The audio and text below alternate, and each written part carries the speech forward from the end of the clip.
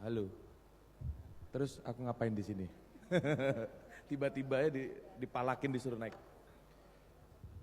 Jadi gini, aku start mungkin teman-teman belum banyak yang tahu aku siapa. Aku lebih dikenalnya sebagai petambak sombong yang bisa nge-breakdown, ya, thank you,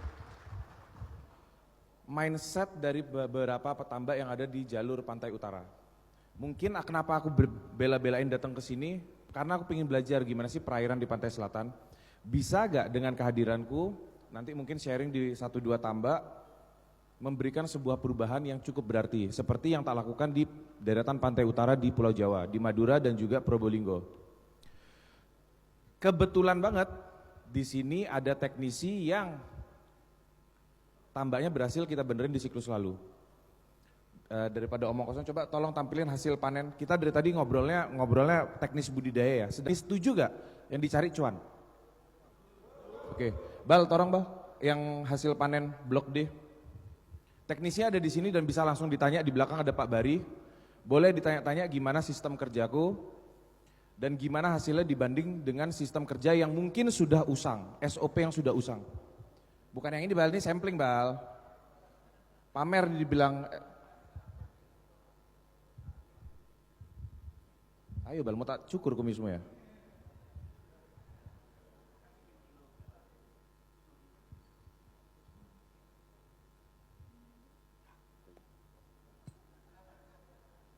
Siap-siap, ntar Iqbal pulang hilang separuh kumisnya.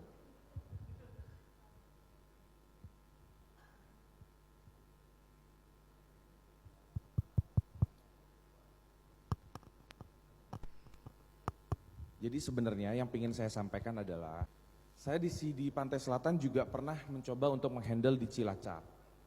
Salah satu kendalanya adalah ketidaksadaran dari para petambak untuk mengadakan yang namanya reservoir dan juga tandon treatment.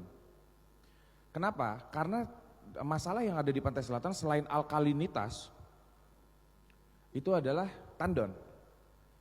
Alkalinitas penting untuk apa? Mungkin di Pantai Selatan, teman-teman di Pantai Selatan atau bahkan di Pantai Utara, sering menemukan kalau di Pantai Selatan Fe tinggi, atau alkalinitas ngedrop. Itu impactnya bakal kemana sih? Itu impactnya bakal goblok-goblokannya, kelekap kalian bakal muncul nggak karu-karuan. Kelekap muncul, udah nggak mau gede, karena sudah nggak mau makan pelet. Mungkin di sini kalau ada teknisi yang masih ngurusin kelekap, belajar dulu ilmu planktonnya bro. Terserah kalian di sini mau nganggap tuh orang mulutnya jahat atau kayak gimana ya. Kasihan bosmu loh. Kalian jadi statusnya teknisi tapi nggak bisa ngurusin plankton buat apa?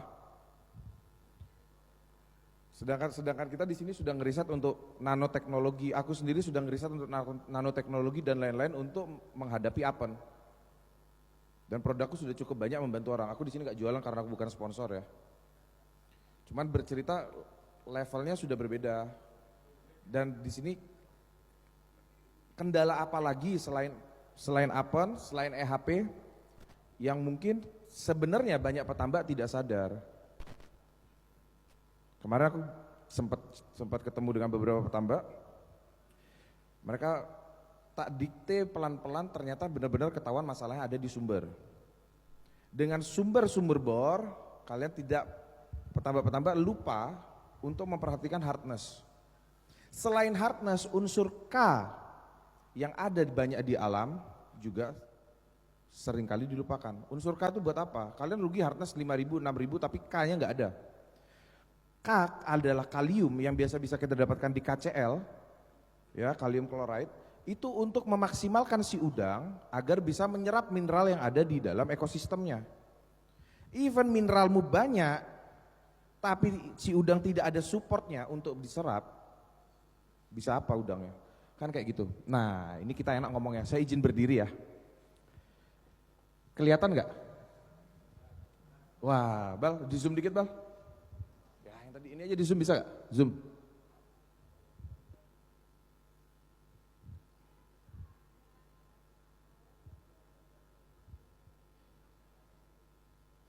Oke. Ini adalah data di sebuah tambak yang paling mewah di daerah Bangkalan, Madura. Yang sebelum dengan kehadiran saya dan juga bos saya, ada bos di sini, VIP Group, produktivitas cuma 17 sampai 25 ton per hektar, tapi cuannya tipis. Saya bisa dapetin hasil seperti ini, produktivitas 31, 34, 35 ton. Ada yang bisa tebak density-nya berapa? Ada yang bisa tebak density-nya berapa gak? Berapa? Dengan density 100 dan 1 kali parsial aku bisa dapetin segini. FCR tinggi-tinggi karena aku ngejos pakannya. Jadi FCR ku 16, 17, 1,74. Rata-rata di blok yang tak pegang FCR ketemu 1,68. Kolam 2500 kira-kira untungnya berapa? Kira-kira aja. Ada yang berani nebak gak? Range berapa sih kira-kira untungnya? Hampir. Di kepala 300 jutaan kolam 2500, density 100. Bagus? Seharusnya itu bagus di budidaya zaman sekarang. Kenapa aku bisa bilang bagus? Ada blok lain yang tidak saya handle, FCR 12, untung cuma 30 juta. Make sense gak? Buat apa budidaya kayak gitu? Ya loh. Mindsetnya harus dikembaliin lagi. Sorry bro, sorry sebelumnya, karena tadi kan kita selalu yang tak dengar FCR dan FCR. Kenapa nggak mindsetnya dirubah? Produktivitas. Naikin 2-3 kali lipat. FCR naik cuma 30-40%, tapi produktivitas naik 2-3 kali lipat, cuannya kayak gimana?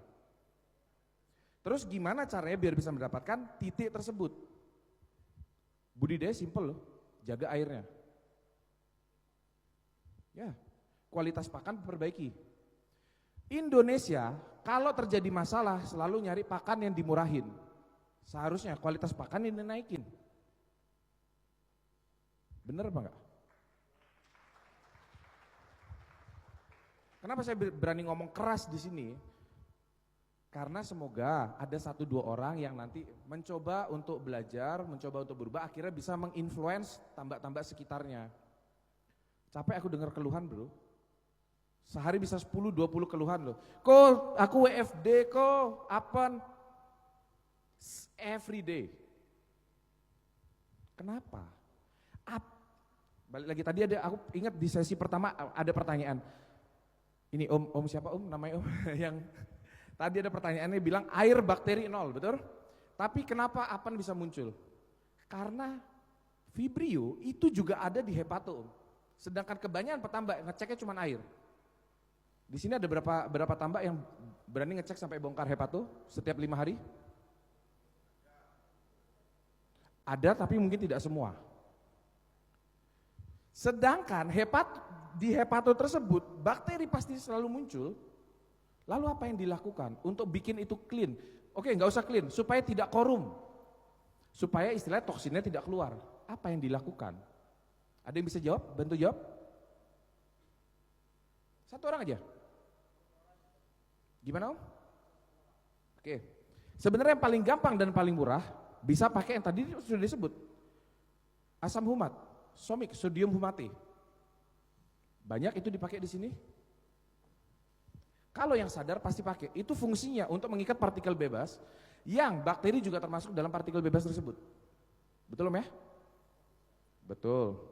Sehingga mengurangi resiko korum dan menghasilkan toksin yang baru. Ada satu lagi. Kalau yang dari tadi dibahas hanya parahemo, Vibrio hijau, di dua seminar saya sebelumnya, ada yang sudah meneliti dan bilang Vibrio hijau bisa menginfeksi Vibrio kuning sehingga menimbulkan apen yang jenis baru. Mati gak? Saya dan Cekolam sedang mengembangkan yang namanya teknik PCR sequencing. Semoga bisa cepat selesai hasilnya ya. Jadi kita bisa nge-breakdown semuanya, munculnya dari mana, dan nanti kita bakal teliti penanganan seperti apa. Terkadang ada pengecekan, dan itu saya alami di siklus ini. Vibrio hijau pangkat 1, pangkat 2, mentok. Mati dalam hitungan pagi tidak ada kematian, sore bisa mati 30.000 ekor. Kenapa? Karena sudah ada benar-benar Vibrio hijau yang menginfeksi Vibrio kuning dalam hitungan hari. Dan mereka tidak butuh masa inkubasi. sejahat itu apan yang jenis baru. Dan saya juga masih ngembangin nanopartikel, nanosilver, dan juga ada PhysX di depan, mereka juga punya barang-barang dari nanosilver dan nanocopper, itu bisa dikembangkan untuk desinfektan dari pakan agar bisa mengklinkan hepato.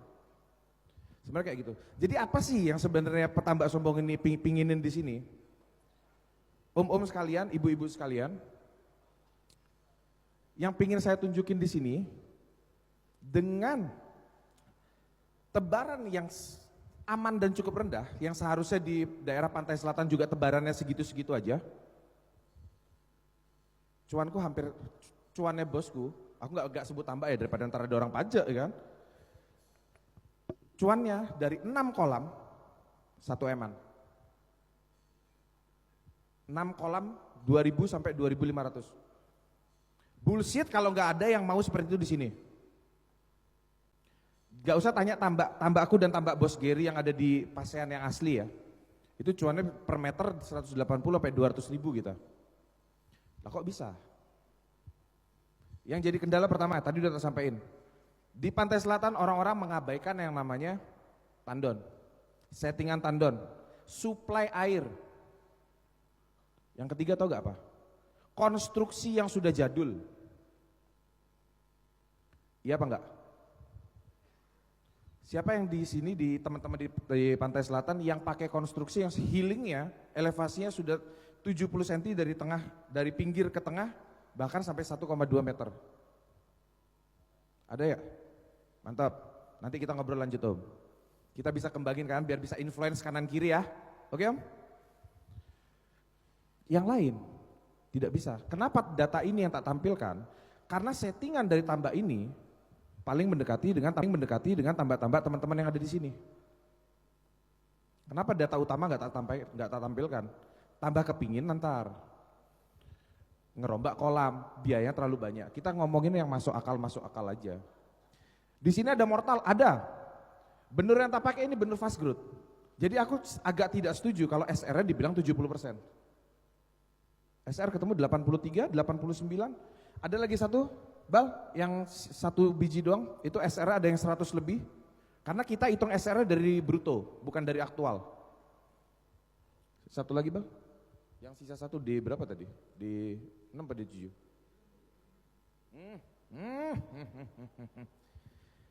Jadi kayak gitu ya bapak-bapak, om-om sekalian, senior-seniorku.